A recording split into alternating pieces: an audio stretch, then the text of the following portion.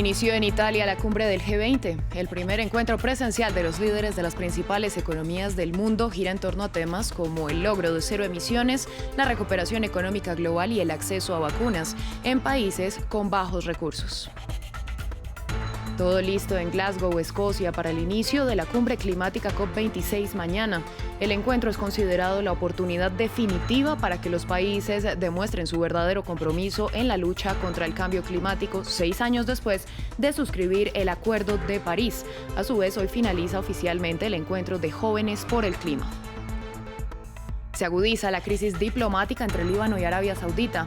Riad ordenó la expulsión en un plazo de 48 horas del representante diplomático libanés y llamó a su embajador en Beirut, luego de que el ministro libanés de Información criticara la coalición militar que lidera a la Arabia Saudita contra los rebeldes yemeníes desde 2015.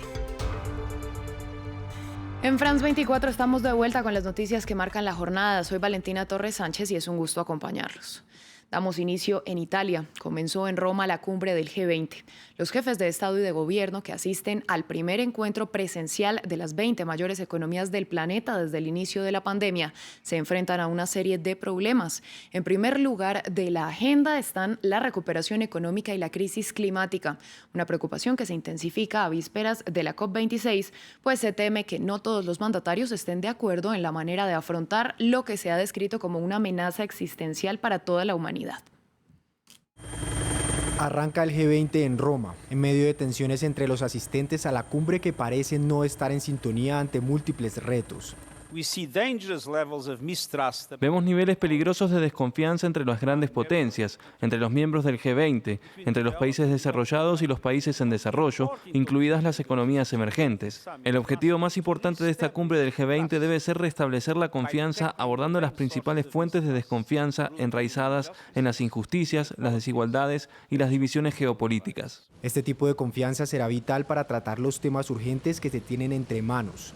Recuperación tras la pandemia de coronavirus y sus consecuencias económicas, así como concretar los planes para hacer frente a la crisis climática. Sin embargo, los mandatarios Xi Jinping de China y Vladimir Putin de Rusia no asistirán en persona. Un posible mensaje de que las preocupaciones internas han ganado la partida. Un punto positivo podría ser la finalización de un acuerdo para impuestos global mínimo sobre las grandes corporaciones. No se ha avanzado mucho en la lucha contra la pandemia en un frente común. Las críticas no se limitan a que los países desarrollados no proporcionan suficientes vacunas a los países más pobres, sino por el incumplimiento de las promesas de ayuda de más de 100.000 millones de dólares al año, para ayudar a esos mismos países a hacer frente a lo que podría ser la preocupación más urgente del G20, la crisis climática. Este es el momento de hacerlo realmente. Es el momento para el dinero, dinero, dinero. Es el momento de cumplir promesas. Han prometido que realmente harán su parte en la búsqueda de esta base de 100.000 millones de dólares por año para ayudar a las naciones pobres en su lucha y empuje para el cambio climático. Eso no ha ocurrido. Los miembros del G20 son responsables del 80% de las emisiones de gases de efecto invernadero del mundo. Y justo antes de la cumbre climática COP26 en Reino Unido, la atención se centrará en Roma durante el fin de semana en busca de cualquier señal de que el mundo pueda finalmente ponerse en marcha para cumplir los objetivos de reducción de emisiones en el plazo previsto. Faltan menos de 24 horas para la conferencia de las Naciones Unidas sobre el cambio climático COP26, en donde los países buscarán compromisos para revertir la crisis climática. A continuación les presentamos un recuento de las naciones más golpeadas por las emergencias en la última década. Ciclones, tormentas y huracanes son solo algunos de los fenómenos que causaron más estragos en diferentes partes del mundo. Manuela Cano tiene los detalles. Más letal que las guerras o las enfermedades, el cambio climático deja su huella. En 2008, 2.4 millones de personas fueron desplazadas por una tormenta en Myanmar, 17 veces más que las desaparecidas y fallecidas en medio de la conmoción social que vivía el país. Uno de los países más afectados en la última década en el Caribe ha sido Haití. Las inundaciones que provocó el huracán Sandy acabaron con cerca de 70 vidas humanas. El huracán María azotó a Puerto Rico el 20 de septiembre de 2017, destruyendo carreteras y puentes, y fue la tormenta más poderosa que haya tocado la isla, dejando 2.975 muertos. El continente africano se vio tocado por el fuerte ciclón Idai en 2019, provocando la muerte de 1.000 personas en Mozambique, Zimbabue y Malawi. El mismo año, pero al otro lado del mundo, en las Bahamas, al huracán Dorian lo catalogaron como el más intenso en la historia de la isla, llegando a las costas estadounidenses un tiempo después y provocando la evacuación de más de 1 millón de personas. En 2019, 6 de los 10 países más afectados por las crisis medioambientales fueron azotados por ciclones.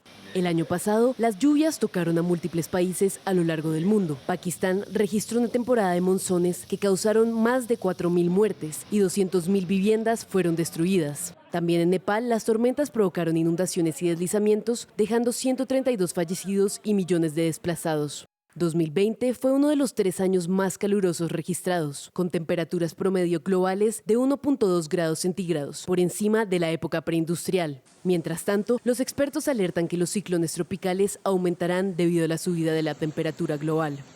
Vamos ahora hasta Líbano, donde se agudiza la crisis diplomática con Arabia Saudita. Riad llamó a su embajador en Beirut y expulsó a su homólogo en territorio saudita, luego de que el ahora ministro de Información libanés criticara la coalición militar que lidera Arabia Saudita contra los rebeldes hutíes en Yemen. Desde la capital libanesa, nuestra corresponsal Etel Bonet nos cuenta más. A las múltiples crisis que atraviesa el Líbano se suma ahora una crisis diplomática con los países del Golfo después de que anoche Arabia Saudí haya llamado a su embajador a retirarse en 48 horas y prohibiera la exportación de todos los productos y a sus ciudadanos viajar al Líbano. El incidente diplomático fue provocado por unas declaraciones del ministro de Información afín al partido Hezbollah, que hace unos meses dijo en una radio pública saudí que los hutíes tenían el derecho a defenderse si estaban siendo atacados. Cabe recordar que Arabia Saudí lidera una coalición que está luchando contra los rebeldes hutíes en el Yemen desde 2015. Siguiendo a la decisión de Riad, también el Reino de Bahrein ha llamado a su embajador a retirarse y ha cortado las exportaciones. El Líbano importa prácticamente todos sus productos alimenticios, por lo que esta medida afectará todavía más la vida de los libaneses, que ya están sufriendo de una escasez de alimentos, de medicinas y también de falta de electricidad, que más que falta de electricidad es una ausencia total, ya que hay cortes de luz más de 20 horas diarias.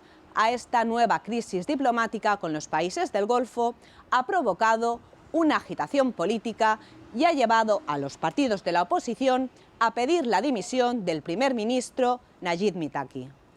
El depuesto gobierno sudanés advirtió este sábado que usar la violencia en las grandes protestas convocadas contra el golpe de Estado será contraproducente para los militares.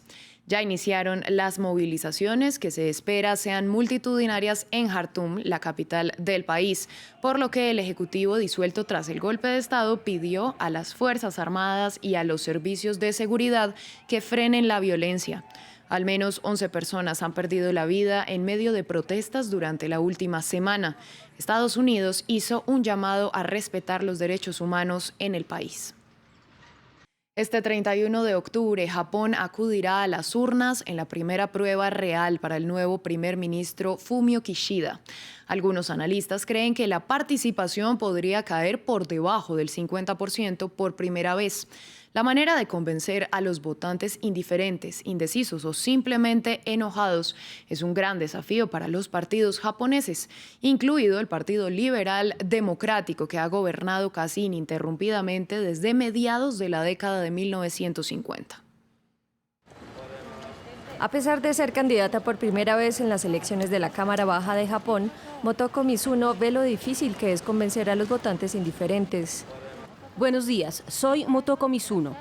Estoy obligada a presentarme primero. La gente tiene que saber qué tipo de persona soy. Mucha gente va a trabajar en el metro, así que vine a la estación para saludarlos.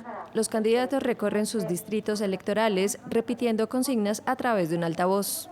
Como madre soltera, los antecedentes de Mizuno se consideran un obstáculo para ganar un escaño en el Parlamento de Japón. Las mujeres representan solo el 10% de los legisladores en la Cámara Baja. Establecer un sistema de cuotas nos permitiría lograr la igualdad de género, al menos en la política. Me temo que sin eso las mujeres no estarán mejor representadas. La apatía de muchos votantes es un obstáculo para el cambio, con el Parlamento dominado por hombres. Este politólogo cree que los factores culturales tienen mucho que ver. Se incita a la gente a pensar que es mejor mantener un perfil bajo, conseguir buenos trabajos, en lugar de intentar cambiar la sociedad a través de la acción política. Sienten que no tiene sentido invertir tiempo y energía en construir una alternativa al gobierno actual. Algunas encuestas sugieren que el Partido Liberal Democrático perderá escaños, pero mantendrá su mayoría. Aunque si la participación es tan baja, algunos se preguntan si contará con el apoyo del pueblo japonés. En Estados Unidos, la Autoridad de Medicamentos y Alimentos autorizó casi de forma unánime que la vacuna de Pfizer-BioNTech sea aplicada a niños entre 5 y 11 años. La dosis que se les administrará será inferior a la de los adultos para evitar que los efectos secundarios sean fuertes. Andrés Granadillo nos amplía. Luz verde para la vacuna de Pfizer-BioNTech en niños. La decisión fue tomada de forma abrumadora por la Administración de Alimentos y Medicamentos de Estados Unidos, FDA. Así que esto concluye la votación. De los 18 miembros, 17 votaron a favor y uno se abstuvo. Unos 28 millones de niños estadounidenses entre 5 y 11 años que están regresando a clases presenciales son elegibles para aplicarse esta vacuna contra el COVID-19. Según estudios clínicos de la farmacéutica, la vacuna tiene una eficacia del 90,7%. Es la primera en ser aprobada por Estados Unidos para esta población. Solo China, Cuba y los Emiratos Árabes Unidos han avalado vacunar a los niños de estas edades. La dosis será la tercera parte de la que se usa para los adultos, ya que según los expertos, una dosis más baja puede ayudar a que los raros efectos secundarios sean menos fuertes. Serán también 2 dosis, aplicadas con 3 semanas de diferencia. Aunque aún falta que sea aprobada por los Centros para el Control y la Prevención de Enfermedades, CDC, ellos tienen previsto reunirse la próxima semana. Para mí la cuestión es muy clara. No queremos que los niños mueran por el COVID, incluso si son menos niños que adultos, y no los queremos en la UCI. Pero las tasas de vacunación en Estados Unidos no son las mejores del mundo. El 58% de los ciudadanos de este país se han vacunado completamente en comparación con Francia o Reino Unido, donde han alcanzado a inmunizar a más del 70% de la población. El pasado 26 de octubre, ya un panel de consejeros de la actual administración de la Casa Blanca había recomendado la autorización de la vacuna para los menores. La autorización no garantiza que muchos padres lleven a sus hijos a los centros de vacunación. Vamos ahora a la isla española de La Palma, donde esta mañana se registró un sismo de 5,1 grados a 39 kilómetros de profundidad. Se trata del movimiento telúrico más fuerte desde que inició la erupción del volcán Cumbre Vieja y, de acuerdo con expertos, indica que nuevos flujos de magma están abriendo paso hacia la superficie, lo que significa que el volcán sigue altamente activo. Finalizamos en Francia, donde se lleva a cabo el Salón del Chocolate, el evento más grande del mundo dedicado al cacao y sus derivados. Desde Versalles, nuestra periodista Natalia Ruiz nos dio más detalles de esta muestra. El chocolate se toma París por espacio de un fin de semana. La idea de este salón es la de caminar entre los cientos de stands que muestran las diferentes preparaciones, los diferentes tipos de chocolate, algunas incluso con sabores bastante particulares. Pero más allá de esto, también se trata de un viaje a través del mundo de quienes lo preparan. La característica de este cacao chuncho y los granos de cacao es que incluso se pueden consumir lo que se conoce como el raw cacao o el cacao crudo, sin tostar. Y para ello yo les puedo hacer una demostración. Simplemente se quita la cáscara y yo puedo comérmelo y disfrutar. Cuando usted prueba el chocolate, a la primera probada usted dice, wow, ¿qué es esto? Porque no es amargo. Incluso a veces la gente me pregunta si esto es chocolate o si es té. Yo les digo, no, es chocolate, pero hay una manera especial de cocinarlo. Además de las degustaciones y de los diferentes concursos, la idea de este salón también es demostrar que el chocolate es algo muy noble, con el cual además pueden incluso hacerse obras de arte. Hay varias esculturas en diferentes stands de animales, incluso de gárgolas como las que hay en Notre Dame de París, una en relieve de Napoleón Bonaparte, pero quizás la que más impacto ha causado es la que está justamente a mis espaldas. Se trata de esta réplica del Guernica de Picasso. Para esta obra se necesitaron 500 kilogramos de chocolate y fue fabricada por artesanos chocolateros de Francia y de España. A ustedes muchas gracias por su sintonía. Volvemos en breve con más información aquí en France 24.